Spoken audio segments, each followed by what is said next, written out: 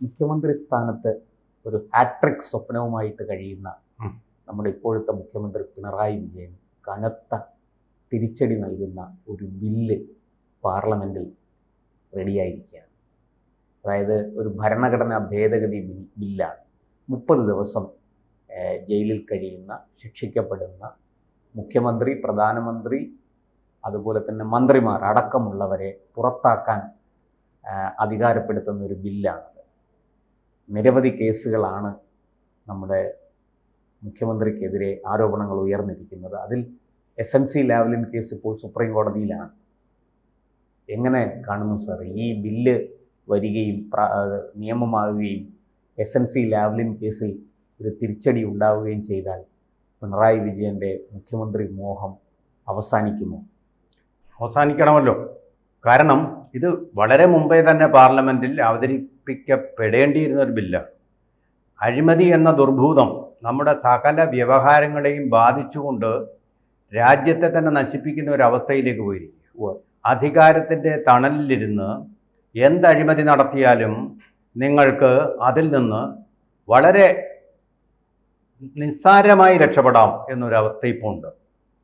മള്ളൂരും 1000 രൂപയും ഉണ്ടെങ്കിൽ ഏത് ക്രിമിനൽ കേസിൽ നിന്നും നിങ്ങൾക്ക് രക്ഷപ്പെടാം എന്നൊരു ചൊല്ലു തന്നെയുണ്ട്.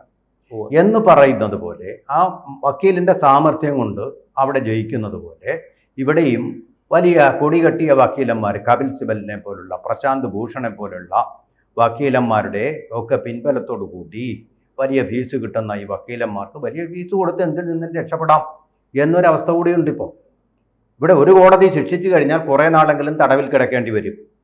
5 വർഷത്തൊക്കെ ശിക്ഷിക്കാവുന്ന ഒരു കേസിൽ, ഇപ്പോൾ കോടതി ഏതെന്ന് ബില്ലിൽ പറയുന്നില്ല, ആ കേസിൽ കോടതിയുടെ വിധി പ്രകാരം 1 മാസമെങ്കിലും കസ്റ്റഡിയിൽ കിടന്നാൽ, ജയിലിൽ കിടന്നു ഓട്ടോമാറ്റിക്കായിട്ട് 1 മാസം എന്ന് പറയുന്നത് 30 ദിവസം എന്നാണ് പറയുന്നത്.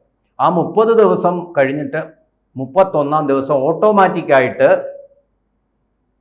അദ്ദേഹം മുഖ്യമന്ത്രിയാണെങ്കിൽ മുഖ്യമന്ത്രി അല്ലാതാവും, മന്ത്രിയാണെങ്കിൽ പിന്നെ മന്ത്രി അല്ലാതാവും, പ്രധാനമന്ത്രിയാണെങ്കിൽ. അതുകൊണ്ട് പ്രധാനമന്ത്രി പോലും ആ നിയമം ബാധിക്കുന്ന സാധാരണഗതിയിൽ ഇങ്ങനെയുള്ള ബില്ലുകൾ പ്രധാനമന്ത്രി അതിൽ നിന്ന് ഒഴിവാക്കിക്കൊണ്ട് സുരക്ഷിതമാവുകയാണ് ചെയ്യുന്നത്.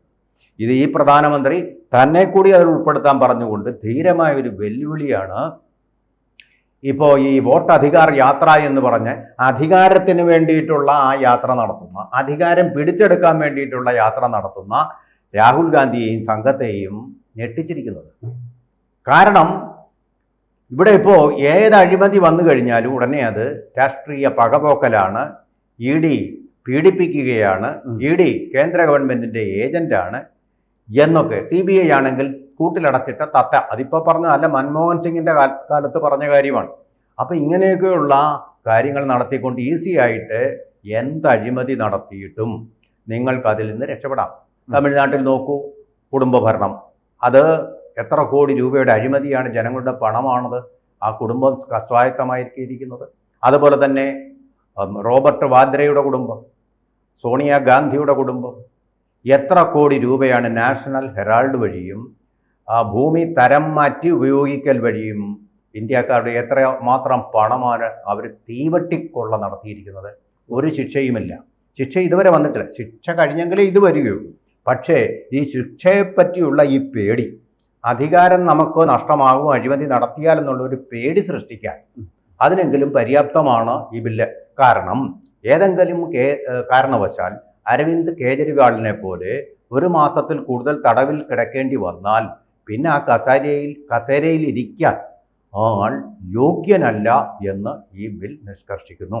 ഇന്നിപ്പോൾ അവതരിപ്പിക്കുകയുള്ളൂ. എന്നതുകൊണ്ട് തന്നെ പാർലമെൻറ്റിൽ അഴിമതിയുടെ പക്ഷക്കാരായിട്ടുള്ള MP-മാർ ഒക്കെ ശക്തമായിട്ട് ബഹളം ഉണ്ടാക്കാൻ സാധ്യതയുണ്ട്. കാരണം അഴിമതി കൊണ്ടും അതുപോലെ അട്ടിമറി കൊണ്ടും മാത്രമേ അവർക്ക് അധികാരത്തിൽ വരാൻ കഴിയുള്ളൂ എന്ന് അവർക്ക് തന്നെ അറിയാം. അല്ലെങ്കിൽ മോദി ഒരു അഴിമതി കാണിക്കണം, അതൊട്ടും സംഭവിക്കുന്നുമില്ല.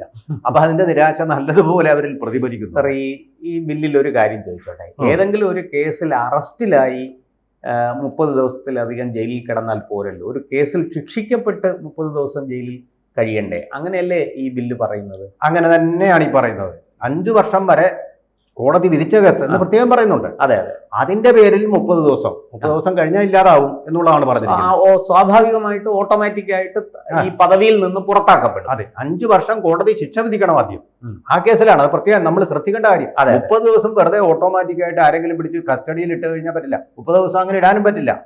കാരണം 12 ദിവസമാണത് കസ്റ്റഡിയിൽ എടുക്കാൻ. വളരെ ഗുരുതരമായ കുറ്റം UAPA പോലെയുള്ള കുറ്റങ്ങൾക്കാണ് ജാമ്യമില്ലാതെ കടുത്ത അഴിമതി, അതെ, തീവട്ടിക്കൊള്ള, അതെ, കൊലപാതക കുറ്റം, ഇതിനൊക്കെയാണ് ഈ 30 ദിവസത്തിനകത്ത് കൂടുതൽ റിമാൻഡ് ചെയ്യപ്പെടുന്നത്.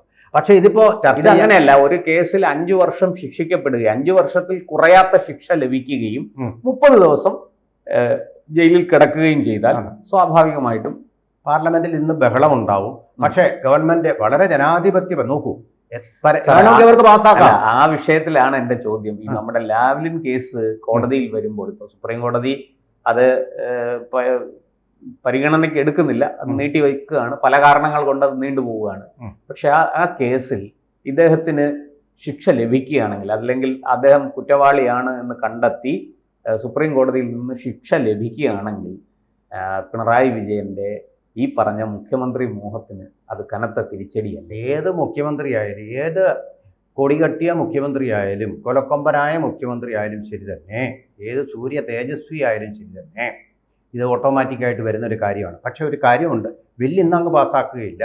ബില്ല് വളരെ ജനാധിപത്യപരമായിട്ട് സെലക്ട് കമ്മിറ്റി, പാർലമെന്ററി കാര്യ സമിതിക്ക് വിടുകയാണ് ചെയ്യുക. അവർ ചർച്ച ചെയ്തിട്ടാണ് അതിന് വേണ്ട മാറ്റങ്ങൾ വരുത്തി ഭേദഗതി നിർദ്ദേശിച്ചുകൊണ്ട് പിഴവുകളെല്ലാം ഒഴിവാക്കി ഇപ്പൊ കരടെന്ന് വേണമെങ്കിൽ പറയാം. ഈ കരടിനെ തിരുത്തിക്കൊണ്ടായിരിക്കും ഈ ബില്ല് അവതരിപ്പിക്കും. ഒരു പ്രധാനപ്പെട്ട കാര്യമുണ്ട് പ്രശാന്ത് ചോദിക്കാത്തത്. അതായത് ഈ ബില്ലാണ് പണ്ട് മൻമോഹൻ സിംഗ് പാർലമെന്റിൽ അവതരിപ്പിച്ചത്, ഓർമ്മയുണ്ടോ?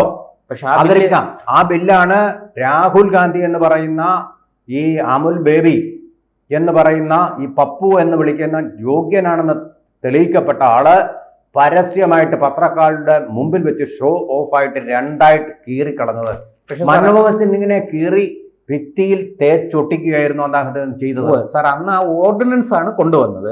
ആ ഓർഡിനൻസ് പക്ഷേ ഈ ജനപ്രാതിനിധ്യ നിയമത്തിന്റെ ഒരു ഭേദഗതിയാണ് ആ ഓർഡിനൻസിൽ പറഞ്ഞിരിക്കുന്നത്. അതായത് ഏതെങ്കിലും ഒരു അഴിമതി കേസിൽ ശിക്ഷിക്കപ്പെടുന്ന ആളിന് തെരഞ്ഞെടുപ്പിൽ മത്സരിക്കാൻ കഴിയില്ല. ആ മത്സരിക്കാൻ കഴിയാതിരിക്കുന്ന ആ നിയമത്തെ ഭേദഗതി ചെയ്ത് മത്സരിക്കാൻ അനുവാദം കൊടുക്കുന്ന തരത്തിലായിരുന്നു അന്ന് ആ ബില്ല് ഓർഡിനൻസ് കൊണ്ടുവന്നത്. തീർച്ചയായിട്ടും അതാണ് ഈ ബില്ലല്ല, ശരിയാണ് താങ്കൾ പറഞ്ഞ പോലെ ഇതിന്റെ എതിരായിട്ടുള്ള ഒരു ബില്ലാണ് കൊണ്ടുവന്നത്. പക്ഷെ ഇന്ന് ഇപ്പൊ മൻമോഹൻ സിംഗിനെ തിരുത്തിക്കൊണ്ട് രാഹുൽ ഗാന്ധി എന്ത് കീറിക്കളഞ്ഞോ, എന്തിനു വേണ്ടി കീറിക്കളഞ്ഞോ ആ വ്യവസ്ഥകൾ ഉൾപ്പെടുത്തി ബില്ല് വരികയാണ്. അപ്പൊ രാഹുൽ ഗാന്ധിയുടെ നിലപാട് എന്തായിരിക്കും എന്നുള്ളത് വളരെ കൗതുകകരമായിട്ടൊരു കാര്യമാണ്. അപ്പൊ ഇവിടെ എനിക്ക് തോന്നുന്നത്, ഇവിടെ സെലക്ട് കമ്മിറ്റിക്ക് നേരെ വിടുന്നത് കൊണ്ട് ഇത് ഭരണഘടനാ ഭേദഗതിയുടെ ആവശ്യമില്ലെന്നാണ് എനിക്ക് തോന്നുന്നത്. കാരണം മറ്റേത് എന്ന് പറയുന്നത് ഓർഡിനൻസ് ആയിരുന്നു. അല്ല, അത് സ്പിരിറ്റ് ഓഫ് ദി ഭരണഘടനയുമായിട്ട് ഒത്തുപോകാത്ത ഒന്നായിരുന്നു. അന്ന് രാഹുൽ ഗാന്ധി ചെയ്തത് ശരിയായൊരു കാര്യമാണ്, പക്ഷെ തെറ്റായ രീതിയിലാണ് അദ്ദേഹം. അതെ, അതാണ് ഞാൻ ചോദിക്കാൻ. തെറ്റായ രീതിയിലാണ്. സാർ, ഒരു ഓർഡിനൻസ് അങ്ങനെ ഒരു MP-ക്ക് കീറി കളയാൻ പാടുണ്ടോ? അത് അവിടെയാണ് തെറ്റുപറ്റിയത് അദ്ദേഹത്തിന്. ചട്ടലംഘനം. ഉദ്ദേശം ശരി തന്നെയായിരുന്നു അന്ന്, പക്ഷേ മാർഗം തെറ്റിപ്പോയി. അതെ, മാർഗം തെറ്റിപ്പോയി. അത് ഇപ്പോഴും മാർഗം തെറ്റാണ്. ഇദ്ദേഹത്തിന് തെളിവ് കൊടുക്കുക. ഇലക്ഷൻ കമ്മീഷന് മുമ്പിൽ തെളിവ് സമ്പാദിച്ചു. ഇത്രയും വലിയൊരു രാഷ്ട്രീയ നേതാവല്ലേ, അദ്ദേഹം വിചാരിച്ചാൽ നടക്കത്തില്ലേ? ആ തെളിവും കൊടുത്താൽ മതി. അത് കൊടുക്കാതെ അദ്ദേഹം ബീഹാറിൽ പോയിട്ട് എന്താ കാര്യം? ബീഹാറിൽ കുറെ കൗതുക കാഴ്ച, ചെമ്പരത്തി പൂവും വെച്ച് ഒരാളിങ്ങനെ കിടന്ന് തുള്ളുന്നു ചെവിയില്. തെളിവ് വേണ്ടേ? കൊടുക്കാൻ എന്തെങ്കിലും തെളിവ് വേണ്ടേ? തെളിവില്ലെങ്കിൽ പിന്നെ മാപ്പ് പറയണം. അതായത് ഇപ്പൊ സഞ്ജീവ് കുമാർ കാണിച്ചതുപോലെ തന്നെ മാപ്പ് പറയുക രാജ്യത്തിന്. സഞ്ജയ് കുമാർ ചെയ്തതുപോലെ രാജ്യത്തിനോട് മാപ്പ് പറയുക. ആ വിനയം കാണിക്കണം. വോട്ട് അധികാരത്തിന് വേണ്ടി അല്ല. എനിക്ക് തെറ്റുപറ്റിപ്പോയി, ഞാൻ തെറ്റിദ്ധരിക്കപ്പെട്ടു, ചില കണക്കുകൾ പെശകായിരുന്നു, എനിക്ക് അബദ്ധം പറ്റിപ്പോയി എന്ന് പറയാം. അത് സാർ, അത് അവിടെ നിൽക്കട്ടെ. നമ്മുടെ ഇതിലേക്ക് അധികാരം എന്നുള്ളത് ശരി, അധികാരത്തിന് വേണ്ടി നടത്തുന്ന യാത്രയാണ്. അല്ല, പറഞ്ഞല്ലോ, തേജസ്വി യാദവ് പറയുകയും ചെയ്തു നവോട്ടയിൽ വെച്ചിട്ട് അടുത്ത രാഹുൽ ഗാന്ധി അടുത്ത പ്രധാനമന്ത്രിയാണ്. ഇതാണ് ഇതിന്റെ കാര്യം. നമ്മുടെ ഈ ബില്ല് വാസ്തവം പറഞ്ഞാൽ അപ്പോൾ ശരിക്കും ഈ ജനപ്രതിനിധികൾക്ക് അവരുടെ തലയ്ക്ക് മേളിൽ നിൽക്കുന്ന ഒരു ഡെമോക്രസിന്റെ വാൾ പോലെയുള്ള, ഞാൻ പറഞ്ഞത്, അഴിമതി ഒരു കാരണവശാലും നിങ്ങൾ നടത്തരുത്, നടത്താൻ ആലോചിക്കുക പോലും ചെയ്യരുത്. മോദി സർക്കാരിന്റെ കഴിഞ്ഞ 11 വർഷത്തെ ഭരണത്തിലെ ഏറ്റവും സുപ്രധാനമായ ഒരു ചുവടുവയ്പ്പാണ് ഈ ഭരണഘടനാ ഭേദഗതി. രാഷ്ട്രത്തെ അഴിമതി മുക്തമാകുന്നതിന് ഉതകുന്ന തരത്തിൽ ഒരു വലിയ ഒരു ചുവടുവയ്പ്പാണെന്നുള്ള കാര്യത്തിൽ ഒരു സംശയമില്ല. അതൊരു വലിയൊരു ഡെറ്ററൻ്റായിട്ട്, അഴിമതിക്കെതിരെ വലിയൊരു ഡെറ്ററൻ്റായിട്ട് തന്നെ നിലനിൽക്കും. അത് പാസ്സായി കിട്ടട്ടെ. സാധാരണക്കാരൻ്റെ ജീവിതം കൂടുതൽ ഗുണമേന്മയുള്ളതാവട്ടെ.